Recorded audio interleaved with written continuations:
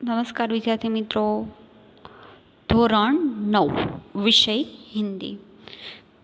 गद्य त्रीजु, क्या निराश हुआ जाए। इस गद्य के लेखक है हजारी प्रसाद द्विवेदी और इसका साहित्य प्रकार है निबंध।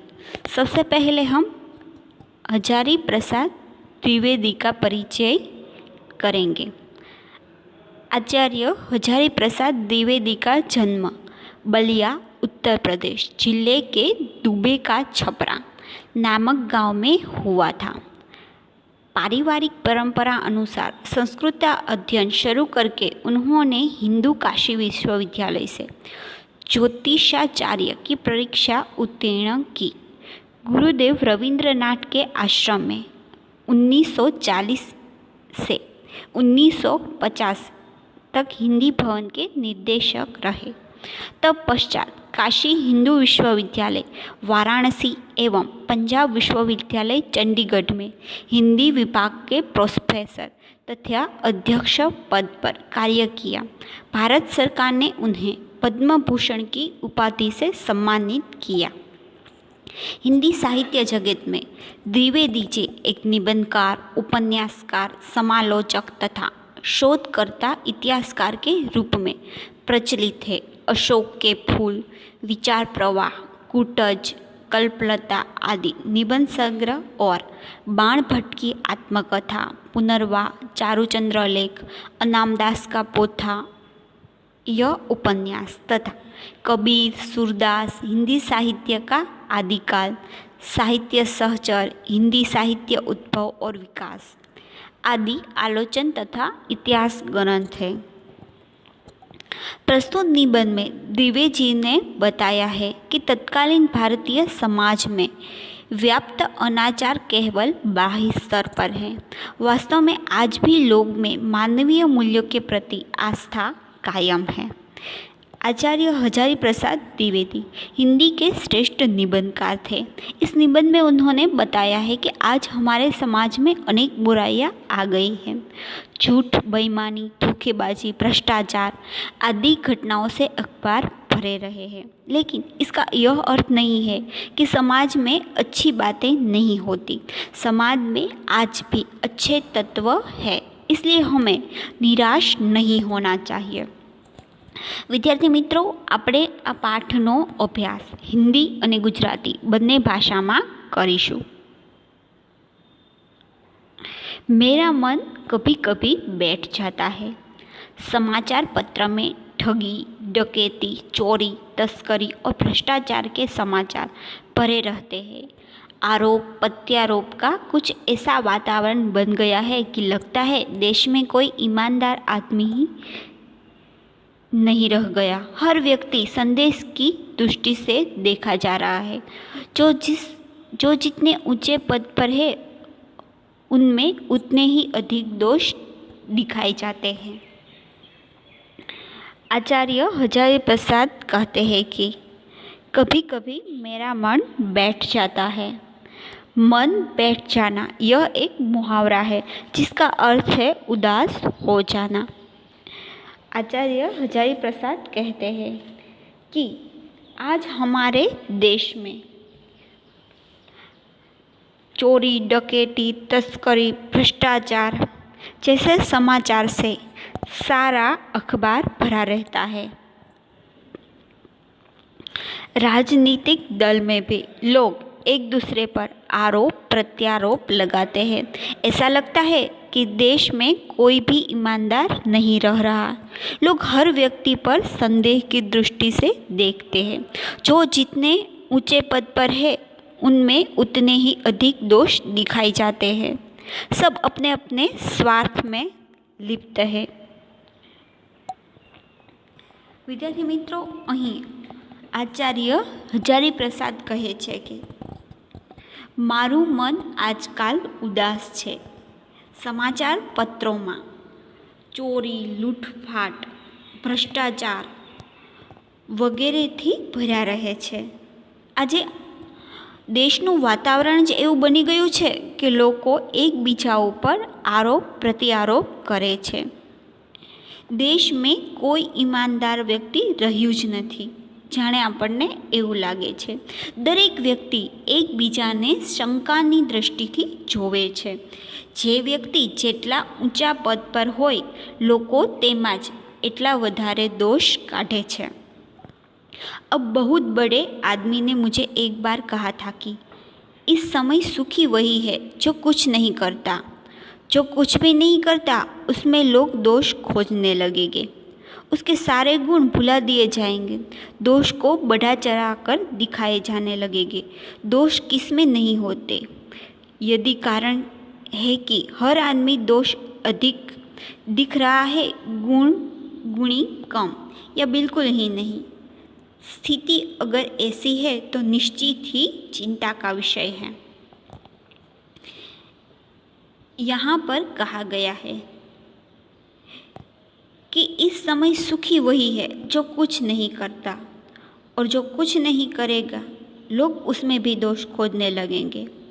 उसके सारे गुण भुला दिए जाएंगे और दोष को इतना बढ़ चढ़ कर दिखाया जाएगा. और साथ ही एक प्रश्न किया है कि दोष किस में नहीं है. यही कारण है कि हर आदमी दोष अधिक दिख रहा है. स्थिति ऐसी है तो निश्चित ही यह चिंता का विषय है. અહીંયા કહેવામાં આવ્યું છે કે આ સમયમાં સુખી એ જ છે જે કાંઈ જ નથી કરતો, અને જે કાંઈ જ નથી કરતો લોકો તેના પણ दोष એટલે કે અવગુણ કાઢે છે. दोष यानी कि बुराई. જે સારા વ્યક્તિ હશે તેના ગુણ ભૂલાવી દેવામાં આવશે અને તેના દોષને, તેના અપરાધને, તેનામાં વધારો કરીને લોકો જોશે. અને એક પ્રશ્ન પણ કર્યો છે કે દોષ કોનામાં નથી હોતો, અને જો આ સ્થિતિ રહેશે તો નિશ્ચિત આ વિષય ચિંતાનો છે. क्या यही भारतवर्ष है जिसका सपना तिलक और महात्मा गांधी ने देखा था. रविंद्रनाथ टैगोर और मदन मोहन मालवीय का महान संस्कृत सभ्य भारतवर्ष किसी अतीत के गह्वर में डूब गया. आर्य और द्रविड़, हिंदू और मुसलमान, यूरोपीय और भारतीय आदर्शों की मिलन भूमि, महामानव समुद्र क्या सूख ही गया. मेरा मन कहता है ऐसा हो ही नहीं सकता. हमारे महान मनुष्यों के सपने का भारत है और रहेगा. अतीत यानी कि भूतकाल जो बीत गया है. गह्वर यानी कि गड्ढा. मनीष यानी कि ज्ञानी. यहाँ पर भारतवर्ष के बारे में कहा गया है कि क्या यही भारतवर्ष है जिसका सपना तिलक, महात्मा गांधी ने देखा था. आज आर्य, द्रविड़, हिंदू, मुसलमान, यूरोपियन, भारतीय आदर्श महामानव के समुद्र सूख गया है. मेरा मन कहता है ऐसा नहीं हो सकता. हमारा भारत मनुष्यों यानी कि ज्ञानियों के सपनों का भारत है और आगे भी रहेगा. यह सही है कि इन दिनों में कुछ ऐसा माहौल बना है कि ईमानदारी से मेहनत करके जीविका चलाने वाले निहिर और भोले भाले श्रमजीवी पिस रहे हैं और झूठ तथा फरेब का रोजगार करने वाले फल फूल रहे हैं. ईमानदार को मूर्ख का पर्याय समझा जाने लगा है. सच्चाई केवल भीरू और बेबस लोगों के हिस्से में पड़ी है. ऐसी स्थिति में जीवन के महान मूल्यों के बारे में लोगों की आस्था ही हिल गई है. हाँ, आज यह सही है कि कुछ ऐसा माहौल यानी कि वातावरण बन गया है. जो लोग मेहनत करके जीविका यानी रोजी चलाते हैं, वह लोग पीस रहे हैं और झूठ और फरेब का रोजगार करने वाले फल फूल रहे हैं यानी कि विकसित और समृद्ध हो रहे हैं. ईमानदार को मूर्ख का पर्याय समझा जाने लगा है. सच्चाई केवल भीरू और बेबस लोगों के हिस्से में पड़ी है. ऐसी स्थिति में जीवन के महान मूल्यों के बारे में लोगों की आस्था ही हिलने लगी है. હા, વર્તમાન સમયમાં આ વસ્તુ સાચી છે કે આજકાલ એવું વાતાવરણ જ બની ગયું છે કે ઈમાનદારીથી મહેનત કરવાવાળા લોકો, ઈમાનદારીથી પોતાની આજીવિકા કરવાવાળા લોકો પીસી રહ્યા છે અને ખોટું અને ભ્રષ્ટાચાર કરીને રોજગાર મેળવવાવાળા લોકો ફલી ફૂલી રહ્યા છે, એટલે કે સમૃદ્ધ થઈ રહ્યા છે. વર્તમાન સમયમાં સ્થિતિ એવી છે કે ગરીબ લોકો વધુને વધુ ગરીબ બનતા રહે છે અને અમીર પૈસાદાર લોકો આજે પૈસાદાર બની રહ્યા છે. વર્તમાન સમયમાં લોકો ભ્રષ્ટાચારનો આશરો લઈને વધુને વધુ પોતાની સુખ સમૃદ્ધિ વધાવી રહ્યા છે. ઈમાનદાર લોકોને આજે મૂર્ખ સમજવામાં આવે છે.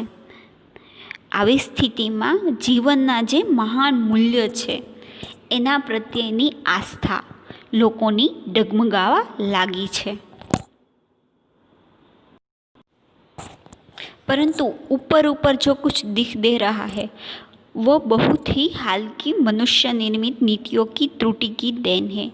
सदा मनुष्य बुद्धि नई परिस्थितियों का सामना करने के लिए नई सामाजिक विधि निषेधों को बनाती है. उनके ठीक साबित न होने पर उन्हें बदलाती है. नियम कानून सबके लिए बनाए जाते हैं, पर सबके लिए कभी कभी एक ही नियम सुखकर नहीं होते. सामाजिक कायदे कानून कभी युग युग से परीक्षित आदर्शों से टकराते हैं. इससे ऊपरी सतह आलोड़ित भी होती है. पहले भी हुआ है और आगे भी होगा. उसे देखकर हताश हो जाना ठीक नहीं है. यहाँ पर बताया गया है कि जो ऊपर ऊपर दिख रहा है वह ठीक नहीं है. मनुष्य निर्मित यानी कि मनुष्य के द्वारा बनाई हुई, त्रुटि यानी कि भूल, परीक्षित यानी कि कसौटी पर खरे उतरना और निषेध यानी कि कोई काम न करने का निर्देश यहाँ पर बताया गया है कि जो ऊपर ऊपर दिख रहा है वह ठीक नहीं है.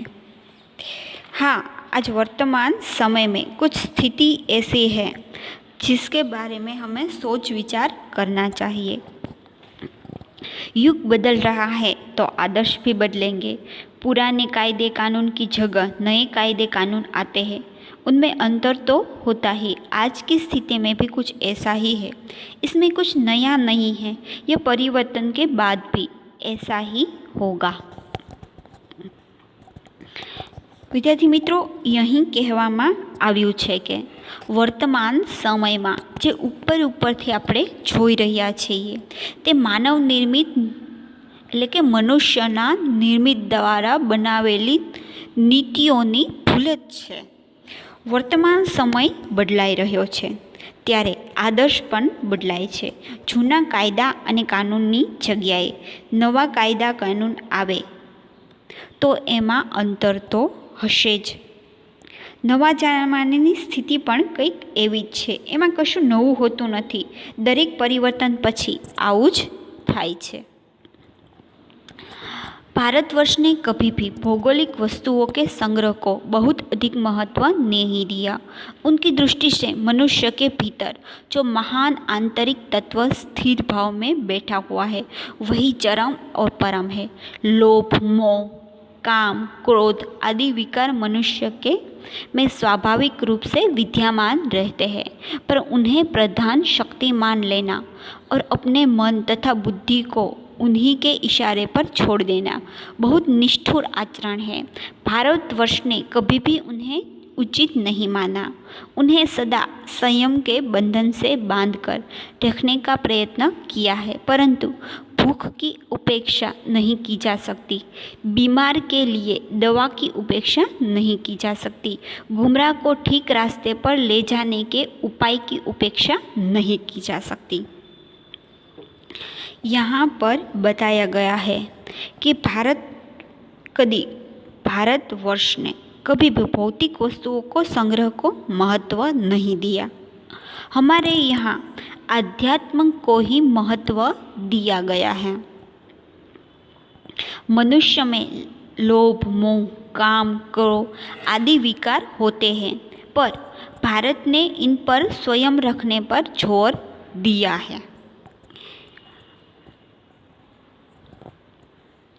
जिस तरह से भूख की उपेक्षा नहीं की जा सकती, बीमारी के लिए दवा की उपेक्षा नहीं की जा सकती, गुमराह होने पर ठीक रास्ते पर ले जाने के उपायों की भी उपेक्षा नहीं की जा सकती। विद्यार्थी मित्रों, અહીં ભારતના આદર્શ વિશે કહેવામાં આવ્યું છે। ભારતે ક્યારેય પણ ભૌતિક વસ્તુના સંગ્રહને મહત્ત્વ આપ્યું નથી। આપણે ત્યાં આધ્યાત્મકને જ મહત્ત્વ આપવામાં આવે છે। હા, મનુષ્યમાં લોભ, મોહ, કામ, ક્રોધ જેવા વિકારો હોય છે, પરંતુ ભારતે આ બધામાં સંયમને મહત્ત્વ આપ્યું છે। तो आज हम यहाँ तक का अभ्यास करेंगे। तो विद्यार्थी मित्रों, आज हमने देखा कि आज का वातावरण ही कुछ ऐसा बन गया है। आज चारों तरफ चोरी, डकैती, भ्रष्टाचार की घटना का बोलबाला है। अपघात झूठी घटनाओं से भर रहे हैं। ऊंचे पद पर बैठे लोगों के चरित्र में भी दोषपूर्ण दिखाई दे रहे हैं। कोई कुछ भी करता है तो लोग उसे दोष खोजने लगते हैं। परिश्रम करने वालों की हालत बुरी है और परिश्रम न करने वाले फल फूल रहे हैं। आज का वातावरण ही कुछ ऐसा बन गया है कि लोग ईमानदारी से जीवन जीने वाले लोगों को मूर्ख समझते हैं और भ्रष्टाचार करने वाले फल फूल रहे हैं। भारतवर्ष एक प्राचीन और विशाल देश है। सदियों से यहाँ पर अनेक जातियाँ आई और बस गई। विदेश से अनेक धर्म वाले लोग भी आए। इस प्रकार भारत में आर्य, द्रविड़, हिंदू, मुस्लिम, यूरोपियन और भारतीय आदर्शों के मिलन की भूमि है। भारतीय सभ्यता ने विदेश से आई सभ्यता को भी प्रभावित है। यहाँ की संस्कृति में विदेश की संस्कृतियाँ धुल मिल गई है। भारतीय समाज में देश विदेश की तरह तरह के लोग आए और समा गए, इसलिए भारतवर्ष को महामानव समुद्र बताया गया है। आज हम देख रहे हैं कि जो लोग ईमानदारी से मेहनत करके अपना रोजगार, जीवन जीविका चलाते हैं, वही लोग पिस रहे हैं और झूठ फरेब से जीवन जीने वाले लोग ऐशो आराम की जिंदगियां जी रहे हैं। आज युग बदल रहा है तो आदर्श भी बदलने होंगे। पुराने कायदे कानून की जगह नए कायदे कानून आते हैं। उनमें अंतर तो होता ही है, लेकिन आज की कुछ स्थिति भी ऐसी है। हम परिवर्तन के बाद ऐसा ही होता है। भारत ने कभी भी भौतिक वस्तु को संग्रह को महत्व नहीं दिया। हमारे यहाँ आध्यात्म को भी महत्व दिया गया है। मनुष्य में लोभ, मोह, काम, क्रोध आदि विकार होना स्वाभाविक है, पर भारत ने इस पर भी स्वयं रखने पर जोर दिया है। विद्यार्थी मित्रों, आजનું वातावरण ज એવું છે કે આજે ચારે તરફ આપણને ચોરી, લૂંટફાટ, ભ્રષ્ટાચારની ઘટના જોવા મળે છે। વર્તમાનપત્રોમાં પણ ઘણી ખોટી જાહેર ખબરોથી ભરેલા હોય છે। ઉચ્ચ પદ પર બેઠેલા ઊંચા પદ પર બેઠેલા લોકોમાં પણ લોકો દોષ જોવે છે। કંઈ પણ કામ કરે તો લોકો એમાં દોષ શોધવા માંડે છે। મહેનત કરનારની લોકોની સ્થિતિ આજે ખરાબ છે અને મહેનત ન કરનાર લોકો સુખ ભોગવે છે। વર્તમાન સમયમાં ગરીબોની સ્થિતિ વધુને વધુ ગરીબ થતી જાય છે અને પૈસાદાર લોકોની સ્થિતિ વધુને વધુ પૈસાદાર। આજે યુગ બદલાયો છે ત્યારે આદર્શ પણ બદલાયા છે। જૂના કાયદા કાનૂનની જગ્યાએ નવા કાયદા કાનૂન આવે છે, એમાં અંતર તો હોય જ ને। નવા જમાનાની સ્થિતિ પણ કંઈક એવી જ છે। દરેક પરિવર્તન પછી આવું થાય જ છે। પરંતુ હા, ભારતે ક્યારેય પણ ભૌતિક વસ્તુના સંગ્રહને મહત્ત્વ આપ્યું નથી। વર્તમાન સમયમાં ભારતને આધ્યાત્મકને જ મહત્ત્વ આપ્યું છે। તમે ભૂતકાળનો વારસો જોશો તો પણ તમને ખ્યાલ આવશે કે ભારતીયોએ હંમેશા ભૌતિક વસ્તુને જગ્યાએ આધ્યાત્મકને મહત્ત્વ આપ્યું છે. મનુષ્યમાં લોભ, મોહ, કામ, ક્રોધ જેવા વિકાર હોય તે સામાન્ય બાબત છે, પરંતુ ભારતે આ બધામાં સ્વયંને મહત્ત્વ આપ્યું છે. વિદ્યાર્થી મિત્રો, આજે આપણે અહીં સુધીનો અભ્યાસ કર્યો. તમારે હોમવર્કમાં અહીંથી આગળનું વાંચન કરવાનું રહેશે.